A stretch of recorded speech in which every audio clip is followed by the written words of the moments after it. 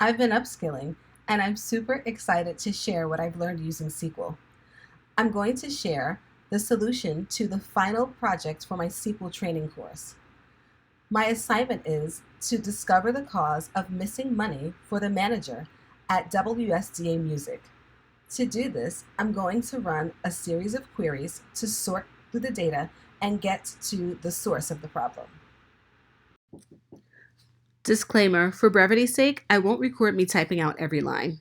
So to start unearthing the truth, I'm going to run a query that shows how many transactions took place between the years of 2011 and 2012, generate a list of customers who made purchases along with the sales reps and total transaction amounts for each. To make the list easier to sort through, I've written the query so that each customer's repeat purchases are totaled on one line.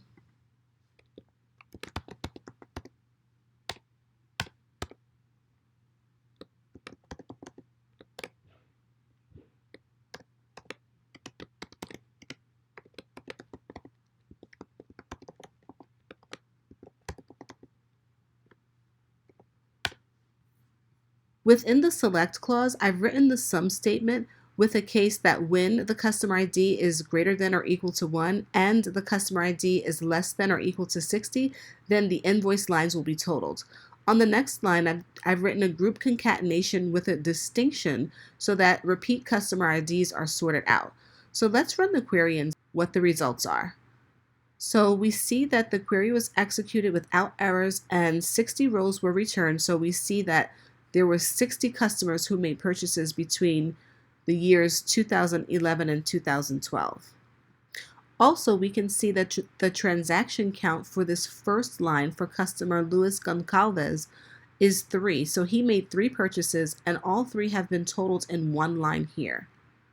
And here we see the customer ID, the customer's first name, last name, the employee ID, and the employee's first and last name that corresponds to each sale.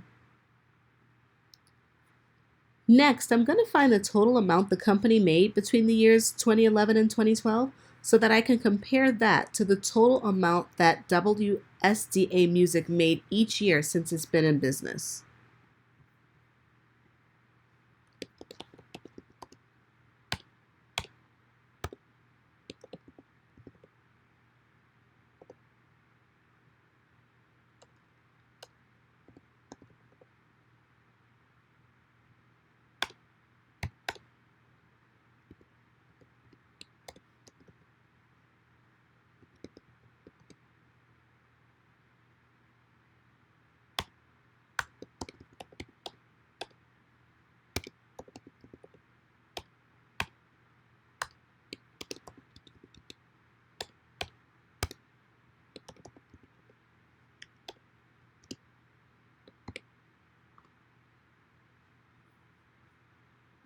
Once we run this query, we can see that between the years 2011 and 2012, WSDA Music made a total of $1,947.97. Now I'm going to find out what they've made each year since they've been in business. Within the select clause of this query, I've used the sum function to total all of the invoice totals and the strip time function with the modulo or wildcard character to return every year that is included in the invoice dates from the invoice table. And I've grouped it by year and ordered it by year. So when I run this query, we'll be able to see what WSDA Music made every year since it's been in business. So here we can see that in 2009, 2010, and 2013, WSDA Music did not make more than $500 for the entire year. But something looks really interesting about 2011. Seems that there's been $1,470.44 in total purchases for the year, which is a lot more than they made all the other years that they've been in business. So I'm going to make a note of that and keep searching. To dig deeper, I'm going to find out what the average transaction amount for the time period in question is between 2011 and 2012, so I can get a gauge on what a normal transaction amount looks like. And then I'm going to see how many transactions were above that average and which employees were associated with the transactions that were above average. In this query, I've averaged the invoice totals from the invoice table and rounded it to 2 decimal places. So let's see what the average transaction amount between 2011 and 2012 is when we run this query. So we get an average transaction amount of $11.66. Now, to find out how many transactions were above the average transaction amount of $11.66, I need information from more than one table. So I've had to join them. So I have my from clause pulling information from the invoice table, but I had to join the customer table using the on operator because in the customer table, the customer ID is identical to the customer ID of the invoice table. And when I join the employee table, I use the same on operator because on the customer or in the customer table, the support rep ID is identical to the employee ID found in the employee table.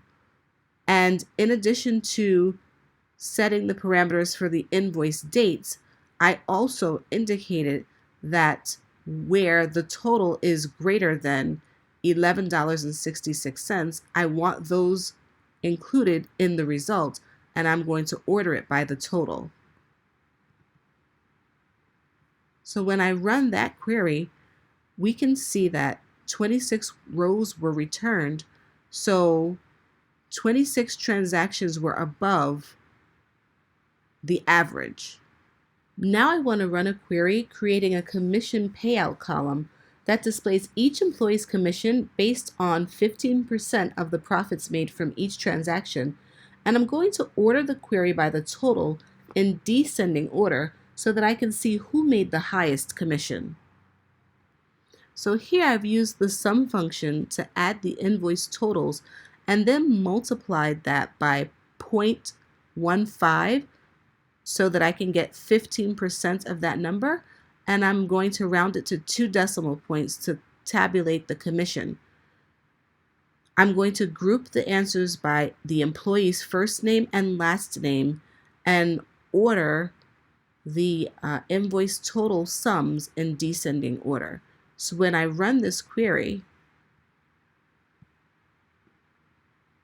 I see that the 3 employees, I see the employee ID listed here, their first name, last name, and then I can see the total sales they generated and the amount of commission they made off of those sales.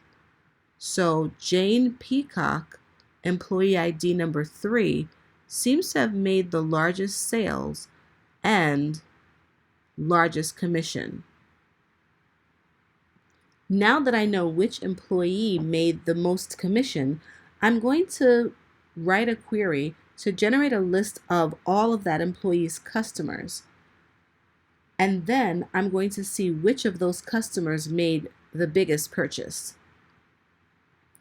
Now this query is pulling a lot of the same fields, columns, and tables, but here in the where clause, in addition to the date parameters that I've been using, I've added and the employee ID, which equals 3, as we see down here, is Jane Peacock's employee ID, and we found out from the last query that she had the most sales and in turn made the most commission.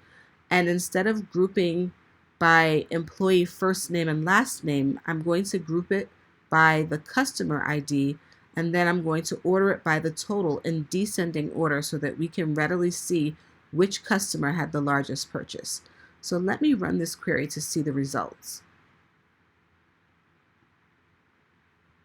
So here we see that customer John Doeen, customer ID number 60, made a purchase of $1,000.86, and Jane Peacock, employee ID number 3, made a commission of $153.13 off of that purchase.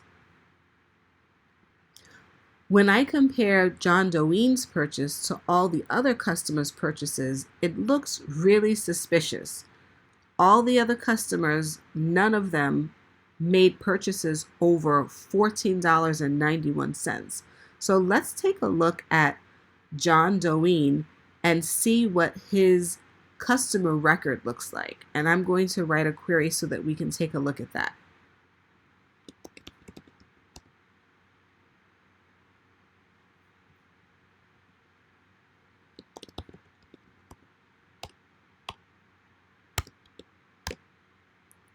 So I want to, in the select clause, I want to include this asterisk so that I can pull all things from the customer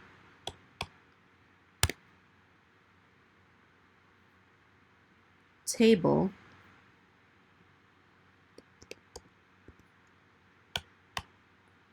where the last name equals Doeen.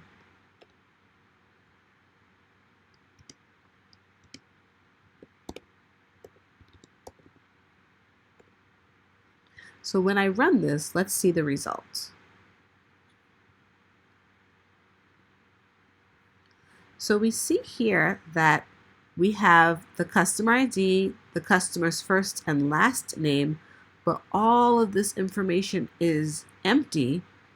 And then we have the support rep ID that corresponds with the sale. So if I take a look at the Browse Data tab and I look at the customer table and I scroll down, I'm seeing that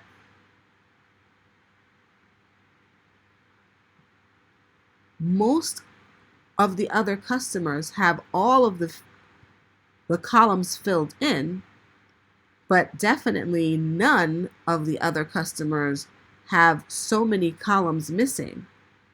So it looks like the root of WSDA's music's missing money is that the employee, Jane Peacock, created a fictitious customer, John Doeen, and in turn, a fraudulent invoice in the amount of $1,000.86 and got paid commission, and the company never made any money.